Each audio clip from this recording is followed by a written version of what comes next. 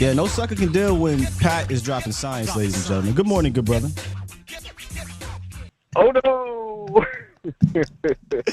What's up, Wow, man? What's up? How you feeling?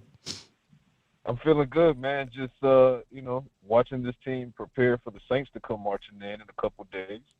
Well, I hope you feel a lot better than some of these players that I saw on the injury report the other day, Pat. Again, I always talk about how we're so lucky to have you because you're in that locker room. You see some of the practice that goes on, so you can really give us some insight on some of these players. And I just want to get right to it.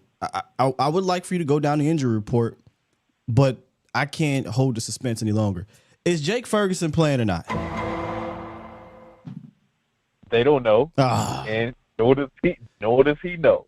I can say this when it comes to Jake Ferguson. I mean, he's moving better. I'm not going to say he's moving extremely well or anything. I mean, the guy has an MCL sprain and he has a knee brace on right now for stability purposes. But he said his pain level dropped from 10, which is what it was in the moment. He said he heard a pop. They told him they initially thought it might be a torn ACL. He shed some tears in the moment. Come to find out, thankfully, it was just a mild ACL sprain. And when I say mild, I do mean mild because he even said it doesn't even technically register as a grade 1. So just fantastic news in that capacity. But question becomes risk versus reward when you're right. talking about the situation with Jake Ferguson. This is not a playoff game. This is not late December where seeding is on the line or the division is on the line. This is week 2 of an extremely long season, and he's your Pro Bowl tight end with the ability to maybe take it to an all-pro level this year. If I'm the Cowboys, and this is separate from the answer itself, but if I'm the Cowboys, I rest Jake Ferguson, and I look at, Hunter Lipke and Brevin Spanford and Luke Schoonmaker, and we'll get to the injury report in a second. John Stevens, if he can go, but I don't know that he can go. But you look at the younger tight ends and you tell them to step it up, but then you also look to supplement the lost production with the Jalen's, right? Tolbert and Brooks, and you try to figure it out in that capacity. But as it stands, we'll see what today's injury report says as far as his game designation. I expect that it's going to say questionable, and he really might be a game-time decision. Another player that we were all interested in is Marshawn Neely, who didn't practice on, but he came back in a limited fashion. Does the arrow look like it's pointing up there? Yeah, it's pointing up. He returned to practice on yesterday. He was upgraded from did not practice or did not participate on Wednesday to limited on yesterday. So he's definitely trending. I asked a couple of guys, a couple coaches and a couple of players after the practice session that was closed to media because, we get the first 15 minutes, and he was just kind of doing warm-ups and whatnot. But they said he did participate in the majority of team drills. They said he was moving very well. He has the compression sleeve on his calf, but they said that, for all intents and purposes, you couldn't really tell that he was dealing with anything. So some great news there when it comes to Marshawn Neely. I don't foresee a reason that he would not be a go against the Saints, barring any type of setback between today's practice and tomorrow morning's practice. Anything else we should know on the injury front heading into Sunday? Nothing that you don't already know. John Stevens Jr. obviously still has not participated in practice with that hamstring injury. At this point, I'm not being told that it's major, but I personally am starting to feel a heightened level of concern because he didn't practice at all last week before missing the season opener, and now here we are Friday going into week 2, and he still has not practiced. Now, he is making progress, and I actually spoke with him in the locker room as well, and that was the word that he used, which was progress. So that's positive. However, he's not trending toward playing on Sunday unless they throw a curveball between now and tomorrow. The more interesting thing on the injury report between the two teams is what's going on in New Orleans. Yeah. Because we're talking about Jake Ferguson. Will he play? Will he not play? He could be a game-time decision. Well, let's talk about Marshawn Lattimore, right? Marshawn Lattimore, he's dealing with both a hip and a hamstring issue. He has not practiced this week at all. Does that mean he'll be ruled out? To be determined on that. But the fact that he's not practiced at all tells you that those two injuries are really taking a toll on him already. Tyron Smith, he was upgraded from DNP on Wednesday to limited, but he's dealing with a heel issue. Keep that in mind. Foster Moreau, the tight end, he's trying to get cleared from concussion protocol. He was a full participant yesterday, but not officially been cleared yet, but he'll probably play. But keep it to the offside. Talise Fuaga. Yeah. the first round pick, he was downgraded. So he was limited That's on Wednesday with the huge, back man. issue, and now he's DNP for Thursday. Let's see what he looks like on Friday, because he's trading in the wrong direction, and the Cowboys might be in a situation where, again, they're going up against a backup tackle. So good luck with that, Derek Carr. Yeah, and I was sitting here looking at it, and you're dealing with a back. I don't know how you go from downgraded with a back, and all of a sudden you're 100% on Sunday against this pass rush. So, what is it? Buena suerte. Good luck. Did I say that right? Yeah, good luck, because I mean, even if he is able to play, fact is he's dealing with a back issue, and Right. you're dealing with a back issue trying to go against guys like Micah Parsons and DeMarcus Lawrence, and he had pressures on the team last week with 6, so he's getting at you as well. And if you can't contort and plant anchor without lower back pain and things like that, you are in trouble. So something to keep an eye on there. And again, on the defensive side, I can't stress it enough. If Marshawn Lattimore can't go, or if he's only 50 or 60%, we've seen what the Cowboys passing attack can do at home. So the Saints might be in trouble in that capacity as well. Before you got on here, Pat, we were talking about Mike Zimmer and the quote that Micah Parsons dropped about, hey, there's a new package already in tow for Micah Parsons. And I had to laugh because I'm like, damn, Zimmer's not playing. And in your Science Lab article this week, it was about Zimmer and your takeaways from week 1. Can you kind of give us a little bit of a tease on what you noticed in week 1 out of Mike Zimmer's debut?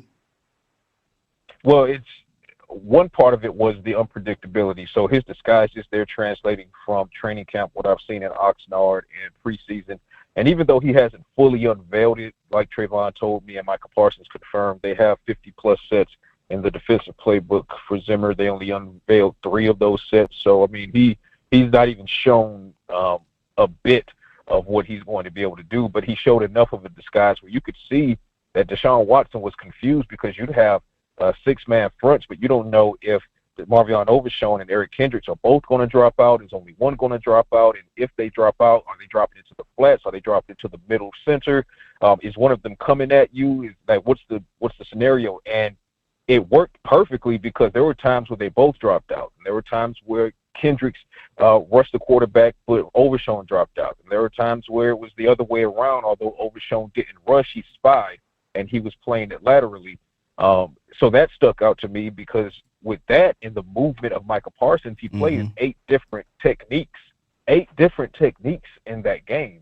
So he's kind of like the queen on the chessboard that Zimmer's using. And then you look at the athleticism and just the skill set and the IQ of guys like Kendricks, 2 sacks, 1 interception. You look at Overshown with the speed and the recognition and the patience of the young man. That's what stood out to me as much as his speed and his reaction and closing time. Was there were plays where he didn't just, hit the turbo button and go. He was literally reading the defense and kind of soft playing it before exploding toward whomever the ball carrier was.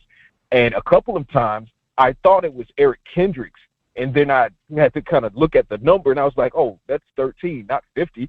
So the fact that kind of patience is on a guy who was playing in his NFL debut, you have to absolutely love it. And the sky's the limit for Overshown and Eric Kendricks and this linebackers core. And they haven't even unleashed Maris Leofow quite yet.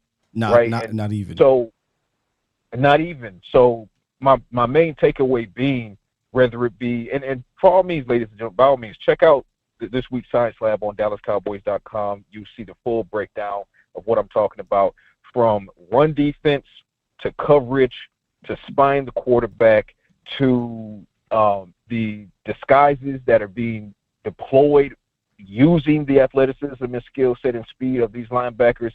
Is so wildly upgraded at that second level that it makes the first and third levels work that much easier. And I don't see that taking a step back. So this is not being hyperbolic at all, because while there will be challenges for the Cowboys defense, such as a Christian McCaffrey and Brock Purdy and, George Kittle and the 49ers, at the same time, speed doesn't slow down unless you slow it down, right? The scheme doesn't take a step back unless you take the scheme a step back. So I think Mike Zimmer has it figured out. And I think it'll only go up from here. Again, they'll have a bad day or two, but I think by the time this season is all said and done, you're going to be looking at this defense and in particular this linebacker core, and you're going to see that it was something special. All right, before I let you get out of here, Pat, give me your gut feeling on this game for Sunday. Cowboys home opener at AT&T. I'm taking Cowboys in this one. I said on Twitter to someone, don't take this as a trap game because it absolutely is not. This is a team in New Orleans that just hung 47 points on the Panthers, and I get it. People will say, oh, it's the Panthers. The Panthers get paid to play football, too. And it's hard to win on a week-to-week basis, and it's a week-to-week league. So just because, you played this person or that person doesn't mean you're going to get that type of game or this type of game.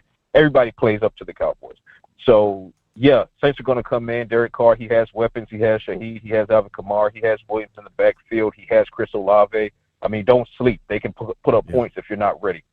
Pressure Derek Carr like I know that the Cowboys can. I believe that they will, even if Wigga plays. But if he doesn't play, all the better as far as pressuring him. You make Derek Carr uncomfortable, he's going to turn the ball over.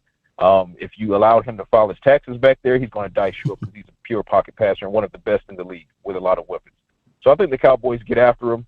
I think they stop the run game. Overshown and Eric Kendricks are going to be massive in containing Alvin Kamara on those screens, bubbles, and when he's trying to attack the C gap. I think the beef up front with like Jordan Phillips, Linval Joseph, and those guys. I like the effectiveness that they did in stopping the run up the middle, the A and B gap against the Browns. I think that happens again. And I'm taking the Cowboys here. I think the defense gets a touchdown.